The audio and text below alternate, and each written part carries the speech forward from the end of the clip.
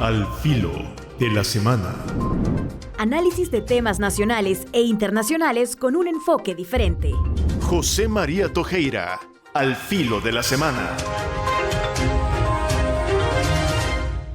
De nuevo estamos con ustedes al filo de la semana. Otra semana bastante cargada de situaciones, problemas, reclamos. Es una semana fuerte en el campo noticioso. Vamos a ver cómo podemos ir avanzando. Justo cuando terminábamos el programa de la semana pasada, saltó a la luz todo el tema de la lista de cotizantes del Instituto Salvadoreño del Seguro Social, ¿verdad? Y ha habido escándalos por los salarios. Algunos aparecen realmente como desproporcionados, ¿verdad? Son salarios semejantes a los de los sobresueldos. La única diferencia es que esta vez son legales y ojalá fueran transparentes, ¿verdad? Es decir, yo no veo tanto problema en que una persona sí funciona, ¿verdad? Es decir, en un cargo de mucha responsabilidad, como sea un ministro o lo que sea, que pudieran ganar $8,000, $9,000, ¿verdad? Es decir, bueno, no le veo yo tanto problema. Le veo problema a que se consiga dinero ocultamente, ¿verdad? Es decir, bueno, los salarios sí algunos son escandalosos. Es decir, cuando se habla de un salario de $40,000, uno dice, aquí realmente están tirando la casa por la ventana, ¿verdad? Es decir, no se necesita ser director de algo para ganar en este país esa cantidad, ¿verdad?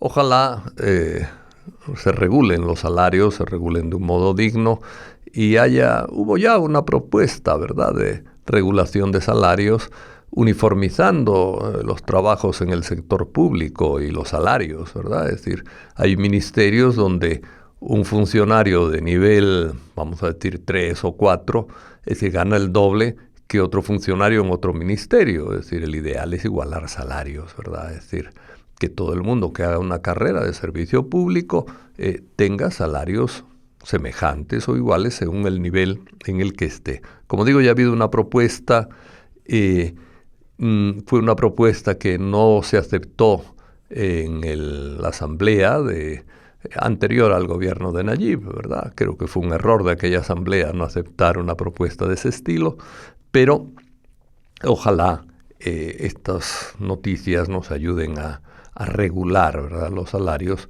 de un modo equitativo y de un modo también decente, ¿verdad?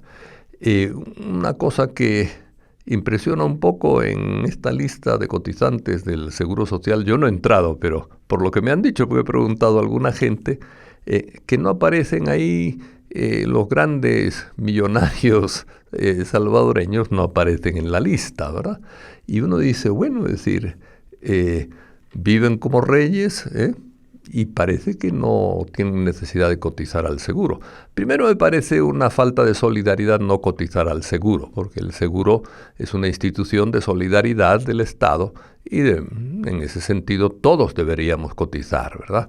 Incluso gente que no cotiza y que está excluida del seguro, yo creo que en el mediano o largo plazo en el país, ojalá en el corto, debería cotizar al seguro, aunque fueran cantidades muy pequeñas, pero los informales, etcétera, todo el mundo debía estar en el seguro social y quitar esa escandalosa situación de dos sistemas públicos de salud, uno para los que tienen un trabajo formal y otros para los que tienen un trabajo informal en la práctica y de peor calidad, notablemente además.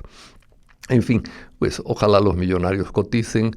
Y ojalá también se transparente un poco de qué ganan estos señores, porque los vemos pasar en carros de $60,000 y dice uno, bueno, no cotizan al seguro, es decir, ¿de dónde les viene? No tienen salario formal, ¿de dónde les viene tanta riqueza? ¿Va? Bueno, supone uno que de las acciones, pero a uno ya se queda con la idea de que tal vez por las acciones pagas menos dinero en renta que lo que pagamos los de la clase media por el salario, ¿verdad? Es decir, eso también es bueno saberlo para que se regule en el país también el impuesto sobre la renta, que yo creo que está poco regulado a veces por esta especie de trampas que hacen los ricos que trasladan sus gastos a sus empresas, ¿verdad? Y las empresas absorbiendo los gastos de los ricos, acaban declarando menos ganancias y quitándole impuestos al Estado, ¿verdad? Es decir, eso yo creo que no es justo y es una cosa que hay que analizar. Y mientras no haya transparencia es muy difícil que el ciudadano se fíe de la situación. El otro tema es la muerte del gerente de COSABI y altos mandos de la policía. Ha habido demasiadas elucubraciones y demasiadas frases altisonantes. Yo creo que insultar a los fallecidos es una forma muy baja de comportarse, ¿verdad? Y grosera. Es decir, todo muerto merece respeto, ¿verdad? Es decir, haya sido bueno, haya sido malo, haya sido lo que sea.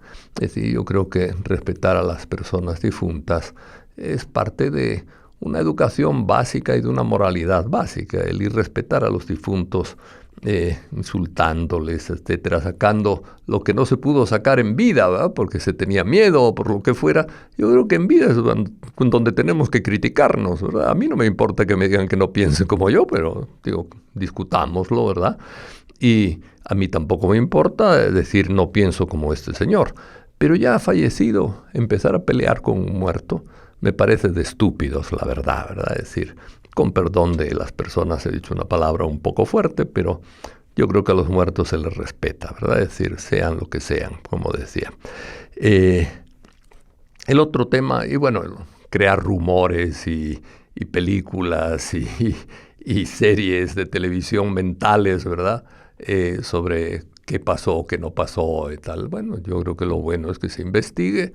Parece que se va a investigar, que van a venir gente que conoce ese tipo de helicópteros y van a decir qué es lo que pasa.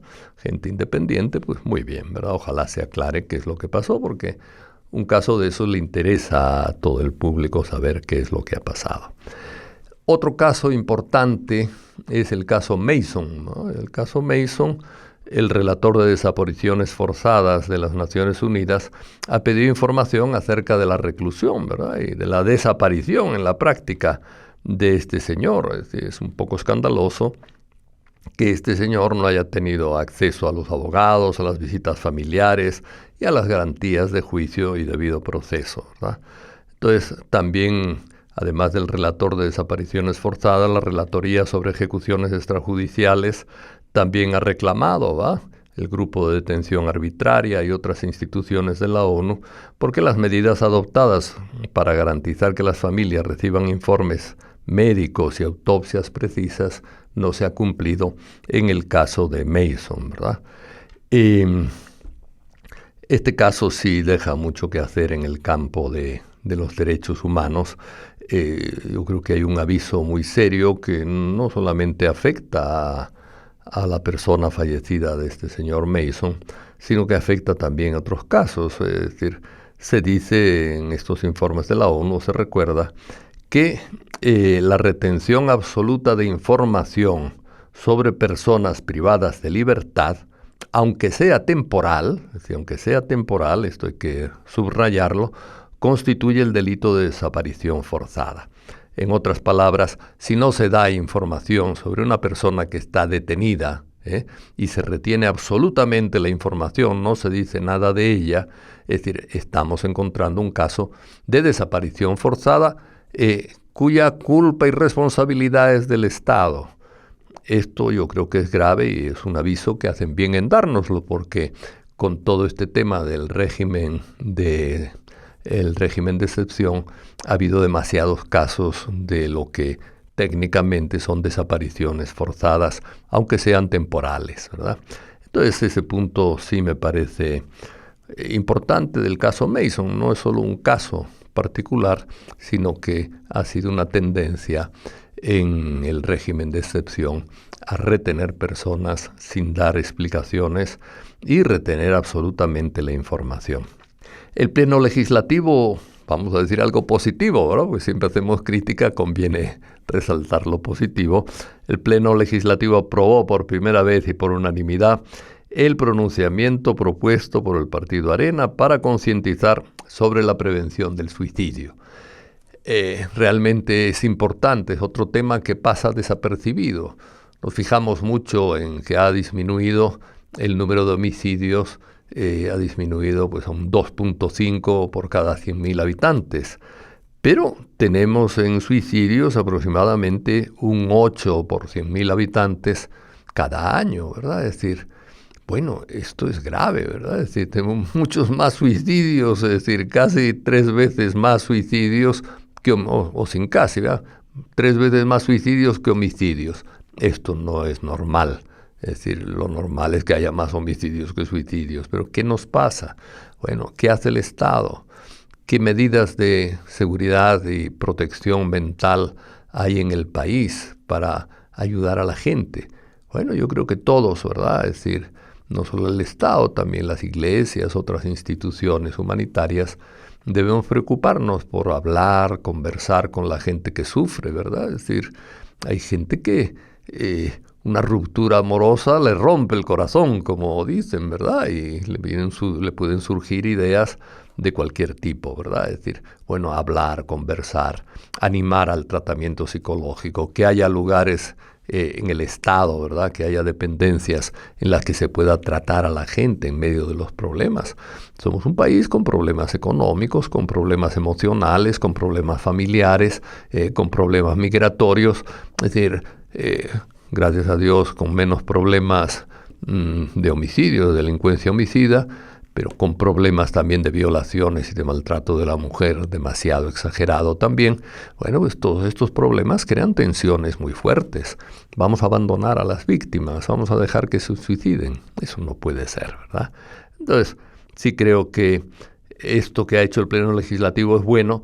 Ojalá no se quede ahí en un pronunciamiento nada más, sino que el Estado se esfuerce por atender una situación que es grave en el país, ¿verdad? Es decir, en el 2023 se hablaba, según Medicina Legal, de 517 suicidios, ¿verdad?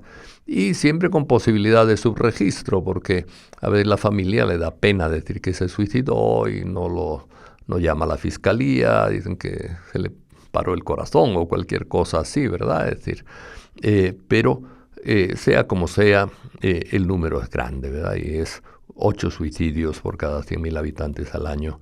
Es un número cercano a las cantidades que llaman ya los técnicos epidémicas, es decir, que cuando se supera el 10 homicidios o 10 suicidios por 100.000, cuando se supera, entramos en una situación de epidemia. ¿Queremos tener en el país una epidemia de suicidios? No. Bueno, hagamos algo, ¿verdad? Trabajemos en el tema. Otro tema es la muerte por alcohol.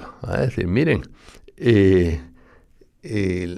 en instancias oficiales se calcula que al año, por lo menos en 2021, salió una noticia de que 2.050 personas murieron a causa del alcohol durante el año.